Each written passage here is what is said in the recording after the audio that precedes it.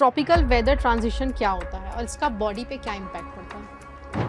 इस टाइम पर सबसे ज़्यादा वेदर चेंज होते हैं, लाइक हीट भी रहती हैं एंड ह्यूमिडिटी भी होते हैं।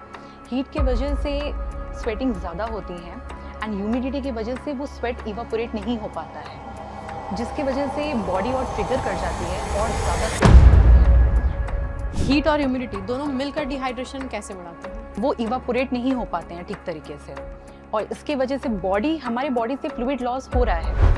ह्यूमिडिटी से इन्फेक्शन का रिस्क भी बढ़ता है? ह्यूमिडिटी से इन्फेक्शन का रिस्क बिल्कुल बढ़ता है। इस वेदर के हिसाब से, क्योंकि ये कभी भी अभी चेंज हो रहा है, हम देख ही रहे हैं, तो इस वेदर के हिसाब से हमें कितना पानी पीना चाहिए? हमारा रिकमेंडेड जो वाटर इनटेक होता है वो 20 kg पे 1 लीटर हम लोग बोलते हैं। जब तक सीवियर केसेस नहीं होते हैं तब तक हम लोग रिकमेंड नहीं करते हैं। तो क्या पानी भी अगर हम ज़रूरत से ज़्यादा पी रहे हैं तो वो नुकसान होता है? ज़रूरत से ज़्यादा नहीं पीना चाहिए, क्योंकि वो कहीं ना कहीं तो ऑर्गन पे अफेक्ट करती है। अगर हमारा बॉडी ऑलरेडी डिहाइड्रेटेड है तो इन सब केसेस में और ज़्यादा फ्लूइड लॉस होने की वजह से और ज़्यादा बॉडी डिहाइड्रेट होगा कि किस तरीके से बॉडी रिस्पॉन्स कर रही है। इन केसेस में हम लोग बोलते हैं कि पानी ज़्यादा पीना चाहिए। डिहाइड्रेशन के अर्ली साइन बच्चों में डार्क यूरिन और लेस यूरिन है, क्योंकि फ्रूट जूसेस में जो फ्रुक्टोज होते हैं वो हमारे बॉडी में जाने के बाद में ग्लूकोज में कन्वर्ट होते हैं। ठंडा पानी पीने से हमें वो सेटिस्फैक्शन नहीं मिलता। वो सेटिस्फैक्शन नहीं मिलने का कारण है क्योंकि पानी प्रॉपर्ली एब्जॉर्ब नहीं होते हमारे बॉडी में अगर ठंडे पानी हम पी रहे हैं। ये एनर्जी ड्रिंक्स एक्चुअल में एनर्जी ड्रिंक्स है?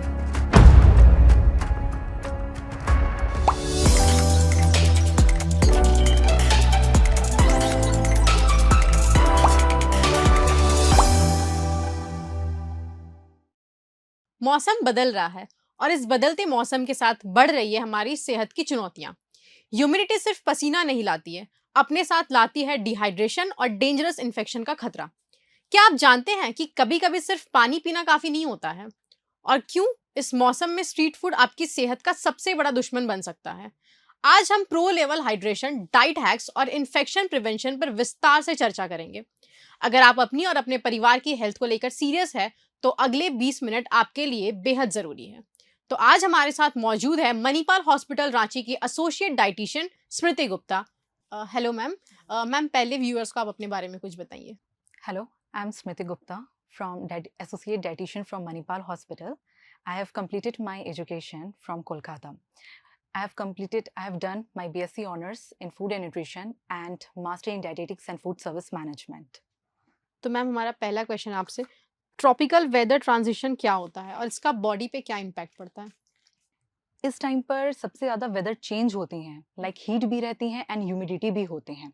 हीट के वजह से स्वेटिंग ज़्यादा होती है एंड ह्यूमिडिटी की वजह से वो स्वेट इवापोरेट नहीं हो पाता है, जिसकी वजह से बॉडी और ट्रिगर कर जाती है और ज़्यादा स्वेटिंग होती है। हमारे बॉडी सरफेस पे जो पसीने होते हैं वो सूखते नहीं है ठीक तरीके से, और हमारा इंटरनल बॉडी टेम्परेचर बहुत ज़्यादा बढ़ जाता है। हीट और ह्यूमिडिटी दोनों मिलकर डिहाइड्रेशन कैसे बढ़ाते हैं?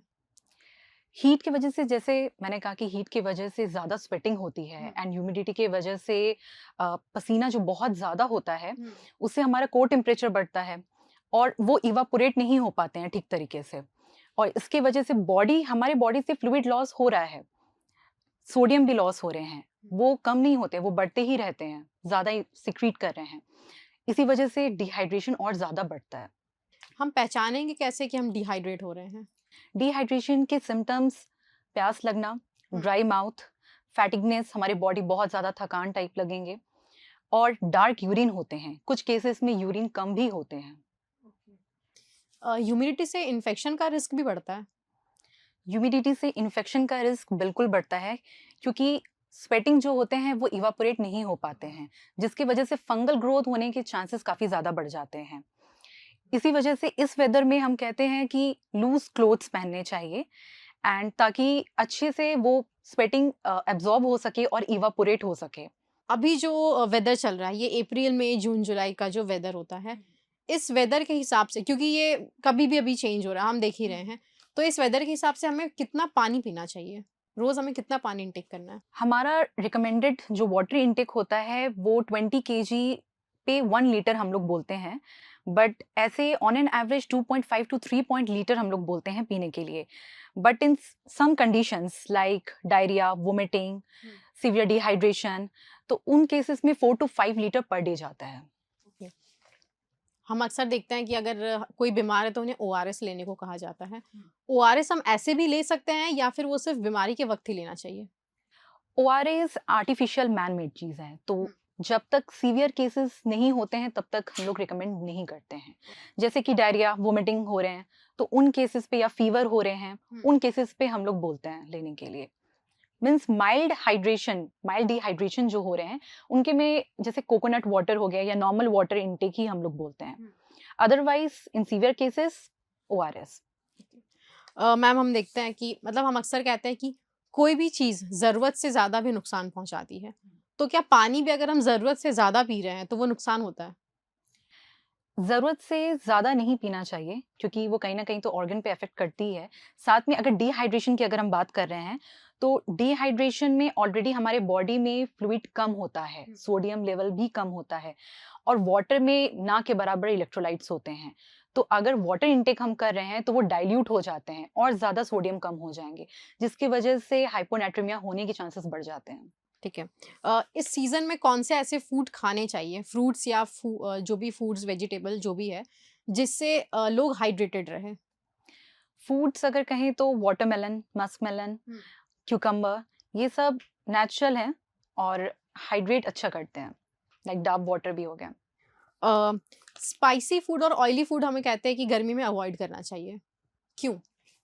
Spicy food and oily food हमें हमारे गट को इरिटेट करते हैं बहुत ज़्यादा, जिसकी वजह से डायरिया एंड वोमिटिंग होने के चांसेस बढ़ जाते हैं. और अगर हमारा बॉडी ऑलरेडी डिहाइड्रेटेड है तो इन सब केसेस में और ज़्यादा फ्लूइड लॉस होने की वजह से और ज़्यादा बॉडी डिहाइड्रेट होगा. ओके. स्ट्रीट हम कहते हैं ना कि बारिश में और गर्मी में स्ट्रीट फूड खाने से लोग मना करते हैं. जो घर के बड़े वो कहते हैं कि स्ट्रीट फूड मत खाओ, बारिश है, गर्मी है. स्ट्रीट फूड तो 95 to 98% लोग कंज्यूम करते हैं, बट वो डिपेंड करते हैं कि फूड प्रिपरेशन से लेकर फूड सर्विंग तक कैसे हाइजीन मेंटेन हो रहे हैं. प्लस वो क्या हाइजीन कैसे मेंटेन कर रहे हैं, वाटर क्या यूज कर रहे हैं, ये सब पे है.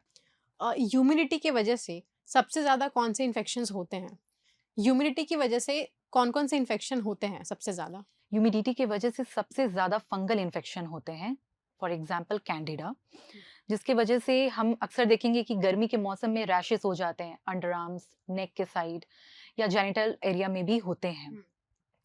तो इस वेदर में हम लोग मोस्टली प्रेफर करते हैं पहनना लाइक लूज क्लोथ्स या कॉटन फैब्रिक के, जो अच्छे से जो स्वेटिंग को एब्जॉर्ब करे और इजीली इवापोरेट हो, ताकि हमारी स्किन ड्राई रहे.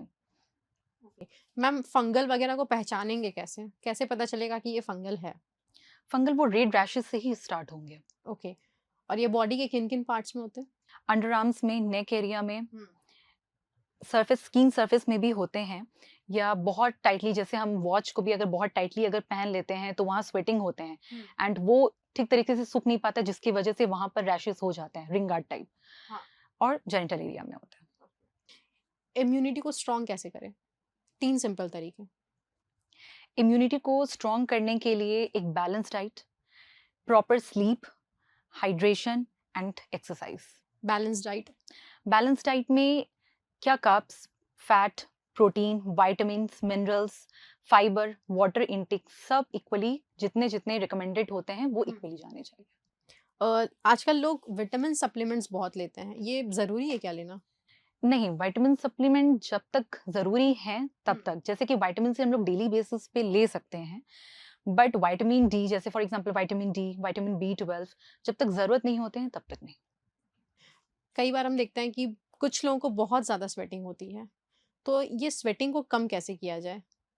स्वेटिंग को कम वो मेटाबॉलिज्म होता है, बॉडी के मेटाबॉलिज्म की किस तरीके से बॉडी रिस्पॉन्स कर रही है.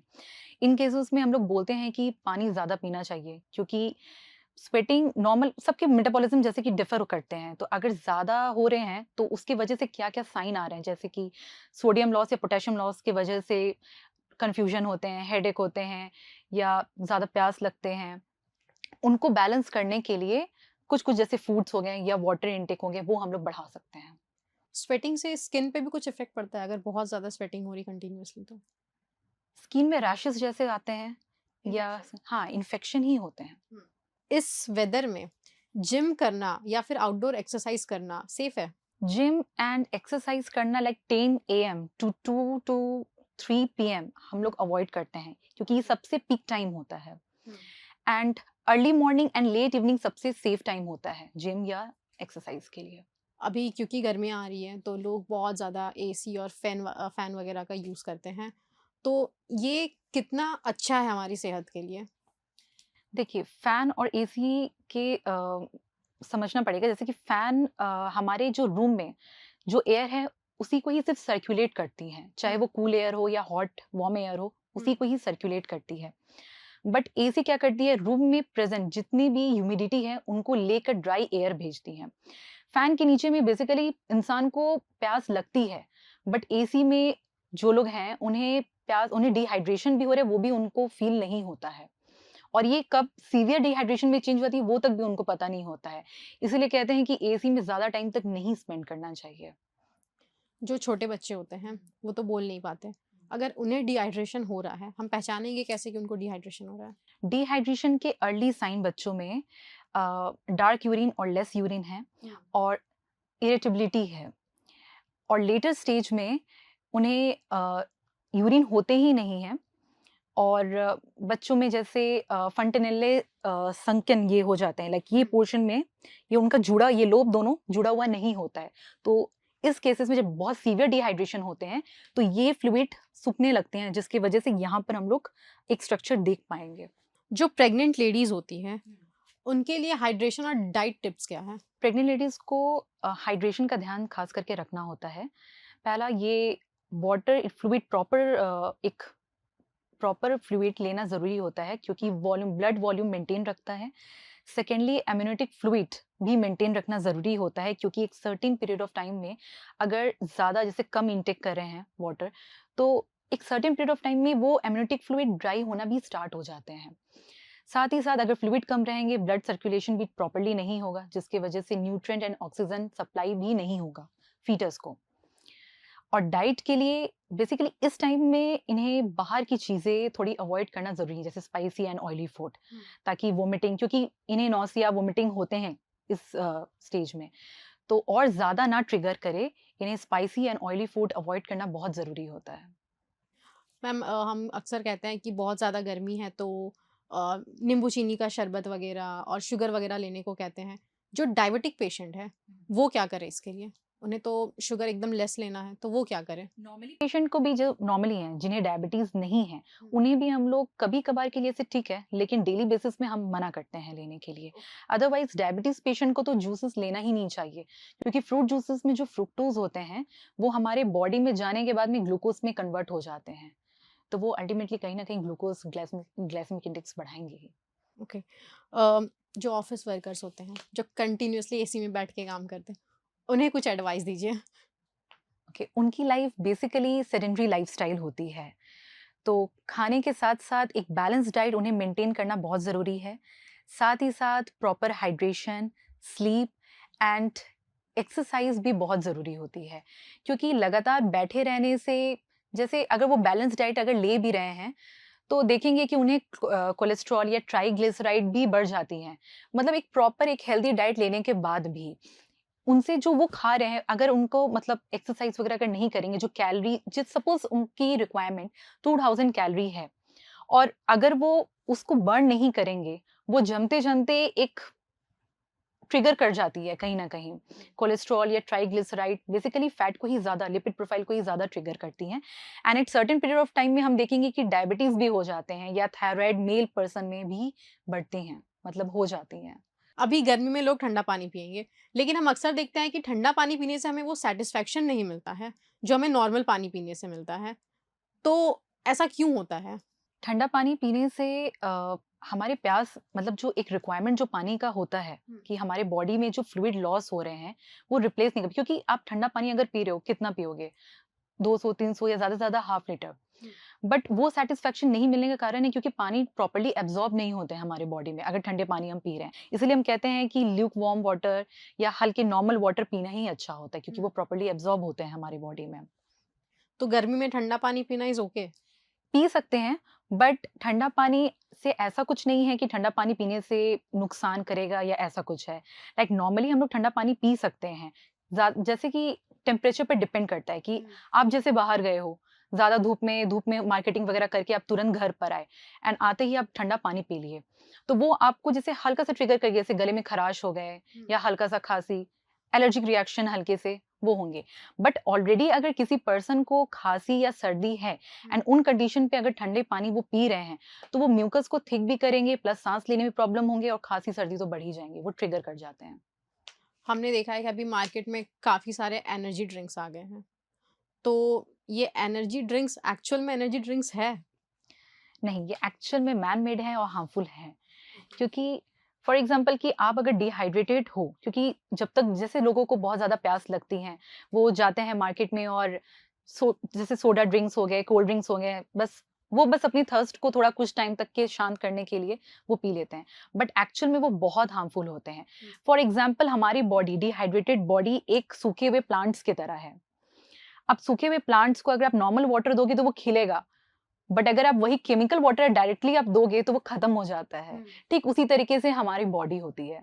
सॉल्ट इनटेक करने को बोला जाता है, कभी कभी लोग कहते हैं कि ज़्यादा नमक लो तो ज़्यादा मतलब हाइड्रेशन ज़्यादा अच्छा रहेगा, ये फैक्ट है या मिथ है?